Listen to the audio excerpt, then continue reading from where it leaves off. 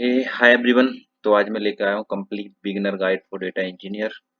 सो इसमें अपन basically cover करेंगे SQL basics, queries, filtering, aggregations, joins and real world examples. उसके साथ साथ हम डिस्कस करेंगे इसका यूजेस, किस कंपनी में यूजेस है, क्या मतलब क्या रिक्वायरमेंट है इसकी, राइट। तो जैसे अगर हम बात करें कि वेयर इज सिक्वल, राइट। तो अगर मैं बात करूँ तो ऐसे almost every company generating the data, right? So in terms of managing, storing, retrieving, analyzing and transforming it, उसके लिए हमको चाहिए एक SQL, we can say like database or the computing process. Basically हम इसको यूज करते हैं चाहे वो डेटा इंजीनियर्स हो, डेटा एनालिस्ट हो, डेटा साइंटिस्ट हो, software engineers, business intelligence team. क्योंकि हमारा कोई भी डेटा है, अगर उसको रीड करना है, उसको स्टोर करना है, उसको ईटीएल करना है, कुछ भी है, राइट। तो उसको हमें पहले स्टोर करना होगा एंड देन उसको रिट्रीव करके एनालाइज करना होगा एंड देन फिर ट्रांसफॉर्म करना होगा। तो ये प्रोसेस पूरी रहती है जो कि ये रोल्स इसको यूज करते हैं। अगर हम बात करते हैं कंपनी की तो mostly like Amazon, Netflix, Google, banking system जो भी है, health care, all the platforms are basically using the SQL. So when we talked about the full name of the SQL, right? Full form. So it's basically structured query language. इसका क्या मतलब हुआ? अगर as a human अगर मैं चाहता हूँ कि मैं इंडिया के कस्टमर को देखना चाह रहा हूँ, राइट। तो मैं कैसे बोलूंगा? Show me all customers from India. अब इस चीज को सिक्वल में कैसे लिखेंगे? इसको हम डायरेक्टली लिखते हैं like select star. Star means all the things whatever we have in the table.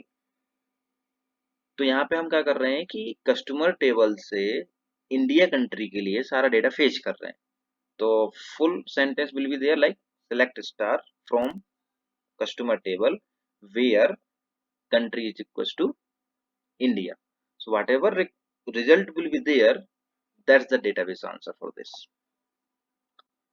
Okay, so when we talked about what is database, basically it's a organized data. आपने देखा होगा, राइट। एक जैसे library है, library में अगर आप कोई भी बुक्स को उसके रोल नंबर से या फिर उसके डिपार्टमेंट वाइज या फिर सब्जेक्ट वाइज जैसे ऑर्गेनाइज्ड वे में मैनेज करते हैं, इस टाइप से हमको वर्चुअली डेटा को भी रखने के लिए उसको एक प्रॉपर ऑर्गेनाइज्ड फॉर्मेट यूज करना होता है, जिसमें बेसिकली हम सबसे ज़्यादा प्रेफर करते हैं डेटाबेस। जैसे फॉर एग्जांपल अगर मैंने कोई एक टेबल बनाई जिसमें मुझे रखना है कस्टमर का आईडी, उसका नाम और उसका सिटी, राइट। तो क्या होगा इसमें कि एक कस्टमर होगी टेबल, उसके अंदर जो मैंने बताया customer ID, name and city, ये होंगे उसके कॉलम्स। और जो जैसे राइट कस्टमर आईडी की वैल्यूज रहेगी 101 में राहुल, उसकी सिटी है दिल्ली।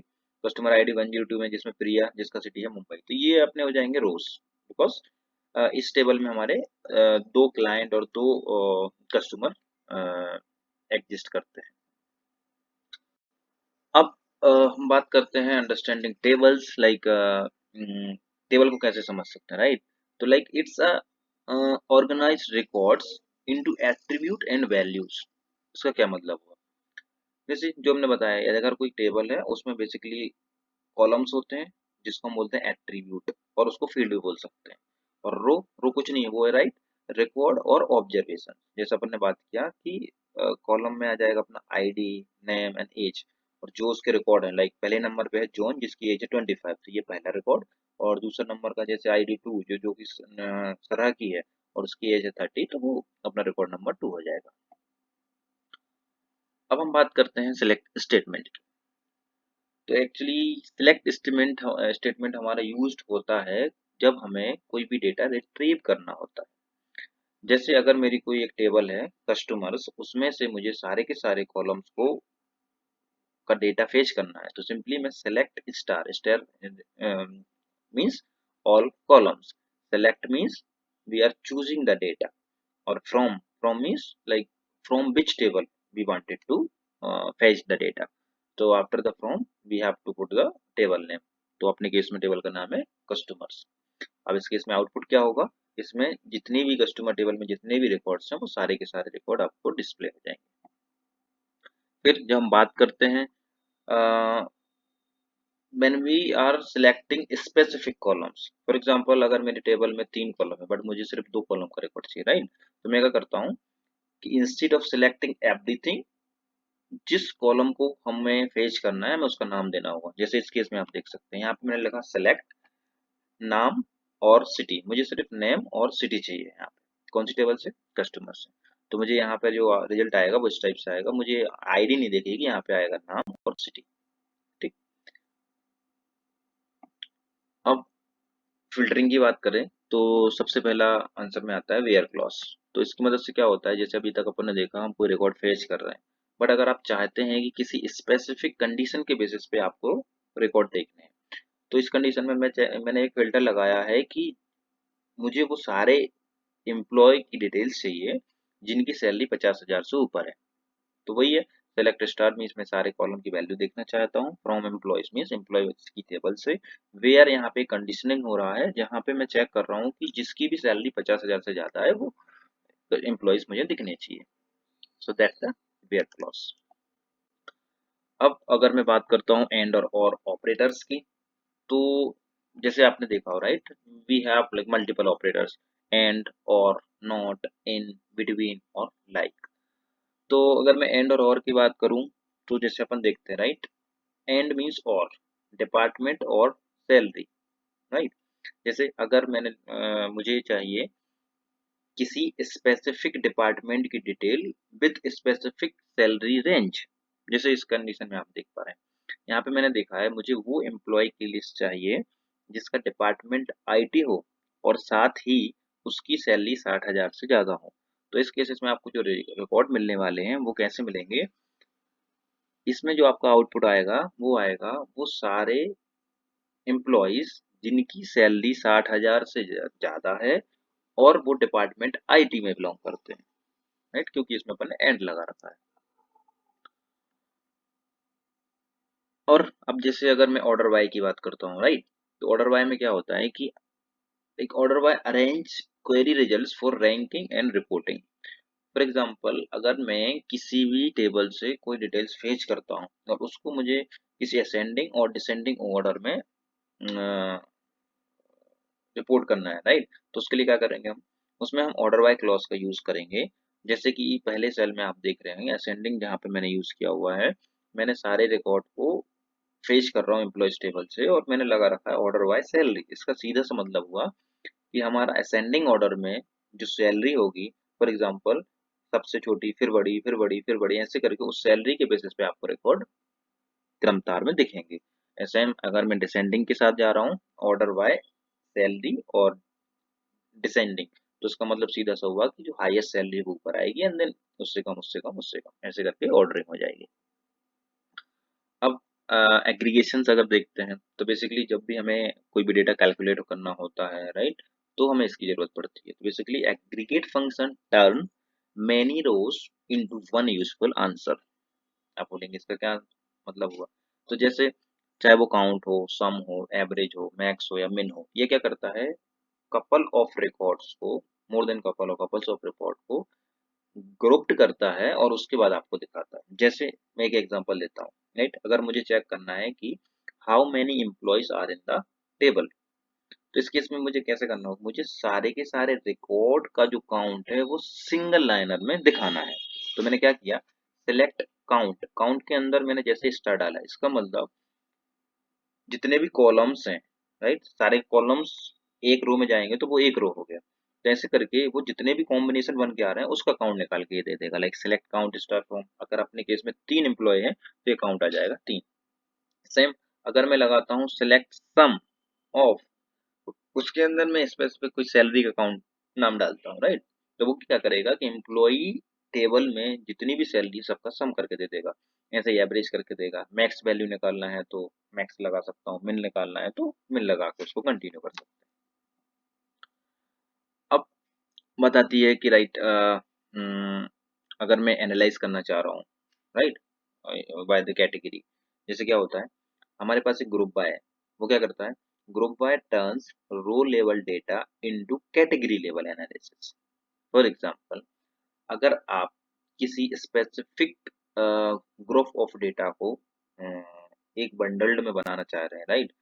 तो उस केस में आपको ग्रुप वाइज यूज करना होगा। वो कैसे होता है?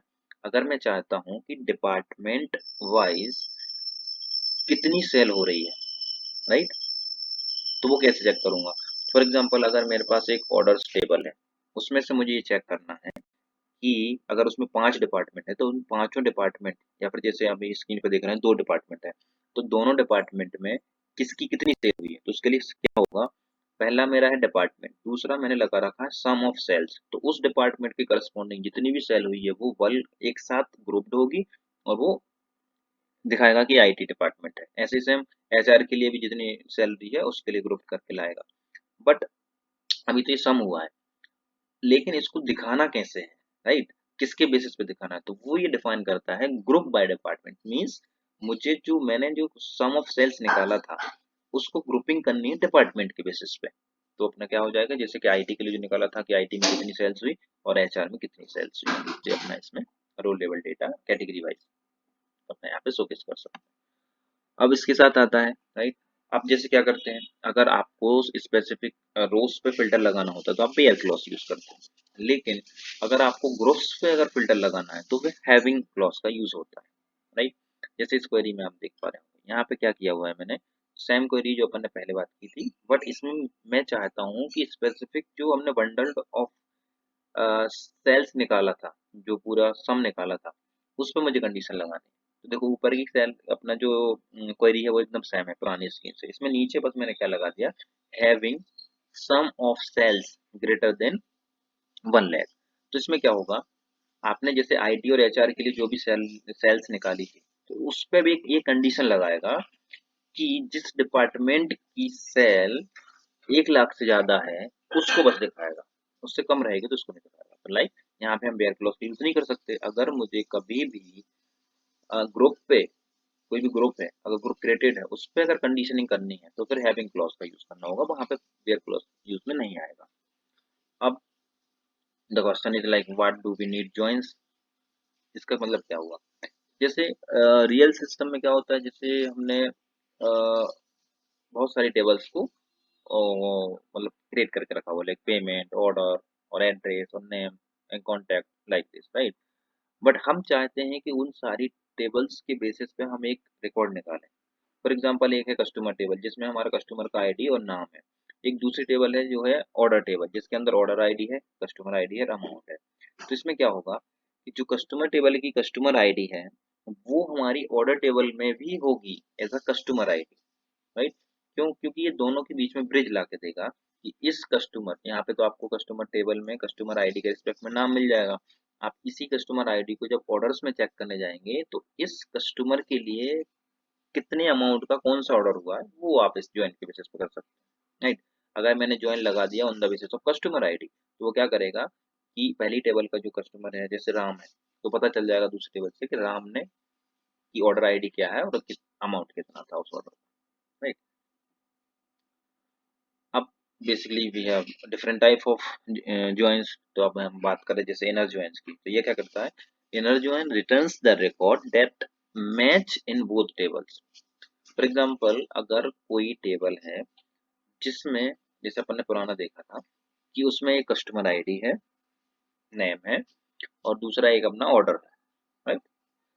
अब अगर मैं दोनों पे इनर जॉइन लगाऊंगा तो जो, फॉर एग्जांपल अगर मैंने यहाँ पे लगा रखा है कस्टमर आईडी और आपका ऑर्डर में आईडी है, अगर ये मेरा दोनों में एग्जिस्ट करता है तो वो क्या करेगा, सिंगल रिकॉर्ड ला के देगा जो कि जिसके बेसिस पे मैंने ज्वाइन लगा रखा है, राइट? तो मत सीधे से मतलब जो रिकॉर्ड दोनों टेबल में होगा, जैसे यहाँ पे मैंने 2 टेबल ले रखी हैं, एक कस्टमर और एक ऑर्डर, जहाँ पे मैंने नाम और अमाउंट फेच कर रहा हूँ और कंडीशन क्या लगा रखा है इनर ज्वाइन के साथ, जहाँ पर कस्टमर टेबल की आईडी और ऑर्डर टेबल की कस्टमर आईडी मैच हो जाएगी तो वो रिकॉर्ड मेरे पास आ जाएगा। जैसे आप देख पा रहे हैं यहाँ पे, जैसे नाम आ जाएगा उसका जॉन और अमाउंट है जैसे 500। अब जैसे अपन ने एक दो ज्वाइंस के बारे में बात कर लिया, लेकिन जैसे क्या होता है कि बहुत सारे ज्वाइंस होता है, राइट? जैसे इनर ज्वाइन के बारे में बात कर चुके हैं। लेफ्ट ज्वाइन बेसिकली क्या होता है कि लेफ्ट ज्वाइन में all the record of the tables means left table, and matching record of right table.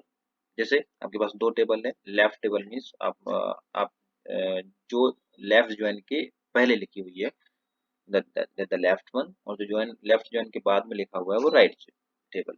तो उसके बेसिस पे देख सकते हैं कि जो लेफ्ट टेबल है उसके सारे रिकॉर्ड आ जाएंगे और मैचिंग रिकॉर्ड आ जाएंगे राइट टेबल्स के। ऐसे उसका अपोजिट होगा राइट ज्वाइन में, इसमें क्या होगा, ऑल टेबल आ जाएगी राइट ज्वाइन की, राइट साइड की, और मैचिंग रिकॉर्ड आ जाएंगे लेफ्ट टेबल्स के। फुल जॉइन में क्या होगा, फुल जॉइन में बेसिकली लेफ्ट और राइट दोनों में जो भी है जैसा भी है सारा आ जाएगा। ठीक। अब इसका यूज जो बेसिकली इसका डेटा इंजीनियरिंग में क्या रोल रहता है, राइट, सिक्वल का। तो इसमें क्या होता है, जैसे कि अपनी लेयरिंग होती है बहुत सारी, राइट। अब कोई एक सोर्स सिस्टम है, तो सोर्स सिस्टम से हम डेटा को लेके आना, राइट। तो एसक्यूएल वहां पे यूज आएगा किसके लिए, एक्सट्रैक्शन के लिए, जो हम सोर्स सिस्टम से डेटा को एक्सट्रैक्ट करेंगे। जैसे ही एक्सट्रैक्ट होता है उसके बाद ये डेटा हम दे सकते हैं ईटीएल पाइपलाइंस को। ईटीएल पाइपलाइन नथिंग, ये क्या करती हैं, जो भी डेटा है आपका उस पे कोई भी extract, ETL means extract transform and load. तो उस डेटा को लेंगे, उसमें कोई ट्रांसफॉर्मेशन करना है तो ट्रांसफॉर्मेशन करेंगे, एंड देन उसको वापस से लोड कर देते हैं। उसके बाद ये डेटा हमको जहाँ सेव करना होता है उसको बोलते हैं वेयर हाउस, जो हम नेक्स्ट वीडियोस में डिस्कस करेंगे इस बारे में। और फिर सबसे लास्ट में इस लेयर का डेटा वेयर हाउस का यूज करते हैं एनालिटिक डैशबोर्ड के लिए, जो कि डेटा इंजीनियरिंग टीम और एआई जो आजकल देख रहे हैं उसके लिए यूज होते हैं। जैसे ही और टूल्स की बात करें तो वो एसक्यूएल सर्वर हो, पोस्टग्रेसक्यूएल सर्वर हो, स्नोफ्लैक हो, बिगक्वेरी हो, डेटाब्रिक्स हो, इन सभी में आप सिक्वल की मदद से एक्सट्रैक्शन और ईटीएल थिंग्स कर सकते हैं। अब यहाँ पे कुछ आपके लिए कुछ एसक्यूएल इंटरव्यू प्रिपरेशन भी है। जैसे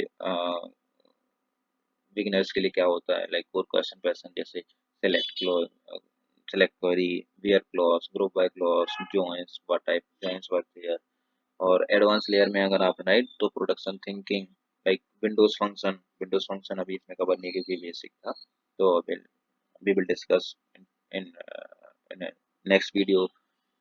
CTs it's nothing like group of queries, जो एक ऐसा टेबल वर्चुअल टेबल के जैसी रहती है, जब भी आप उसको कॉल करते हैं तो उसका यूज कर सकते हैं। Query optimisation, how we can optimise the query, and also some of store procedure nothing else, like जैसे अपन पाइथन में फंक्शन लिखते हैं, राइट, ऐसे इनका एक सिक्वल में एक फंक्शन टाइप से लिखते हैं जिसको अपन जरूरत के हिसाब से कॉल कर सकते हैं।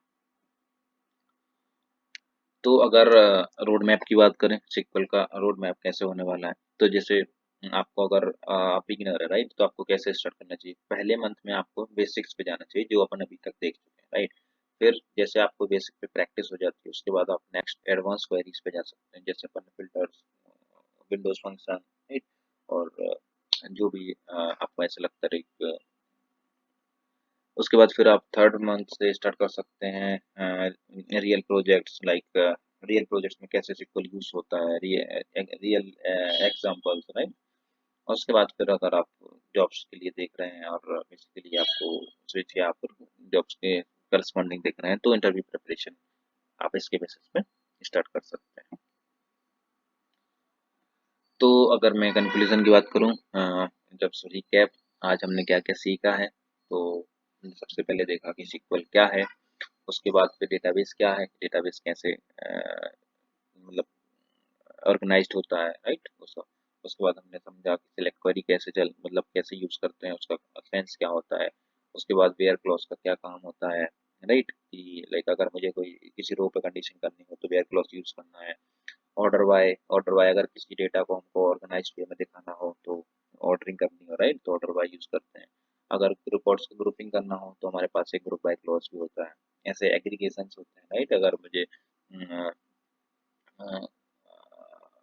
एग्रीगेशंस में कैसे आता है, जैसे अगर अपना ग्रुप हो चुका है रिकॉर्ड्स कोई भी तो उसको आप कंडीशनिंग करना है, जैसे अपन ने देखा था हैविंग के क्लॉज के साथ, तो और उसके साथ जैसे आपको अगर मैक्स मिन एवरेज सम ये सब निकालना है तो इस part of the aggregation function. Joins जैसे अपन ने देखा कि मतलब चार टाइप के अपन जॉइन अभी देखा है, इनर, लेफ्ट, राइट और full join. So thank you guys. That's all. In next video, we will will talk about the 20 SQL interview questions which like every data engineer must know. So that's all for today. Thank you so much. If you like this channel, so please subscribe us. And if you're looking for the data engineering project, any real life project, so please contact. Thank you.